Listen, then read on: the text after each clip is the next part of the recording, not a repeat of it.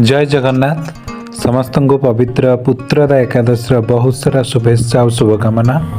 एथर नुआ वर्ष गुरुवार रे पड़ुथिबारु चारिआडे भोजी आज ही चली और सबुठी आमिष उपर पूरा चिकेन मटन माछ चिंगुड़ी चलची कि आमर पिला माने कहले सर आज एकादशी तो तेणु भेज किसी गोटे आइटम हो तो कौन करवा भाविकी आम चिंता कलु जे आज मिक्स भेज कुर्मा गोटे बनइबा।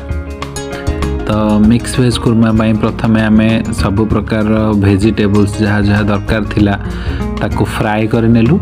तापर मसला रे अदा आउ कंचा लंका टमाटो ताकू ग्राइंड करके सेतिरे पाउडर मसला सब देकी तेल छाड़िया पर्यंत मसला को कषि नेथिलु।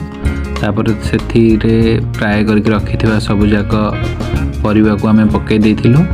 आउ सेतिरे ऐड हेतिला हमर काजू आउ चारमगजर पेस्ट आउ स्वाद पाई आम टिके अमूल रो मिल्क मध्य देइथिलु। आउ फाइनली धनिया पत्र एमती गार्निशिंग करके प्रिपेयर हो गला गोटे सादा मिक्स वेज कुर्मा। तो बहुत टेस्टी थिला।